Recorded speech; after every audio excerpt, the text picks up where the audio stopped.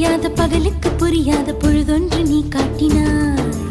இதயத்தில் நீ இருப்பதனால் நான் தூங்கும் நேரத்தில் என்னுள்ளே தூங்காமல் நெஞ்சுக்குள் வாயாடினாய்.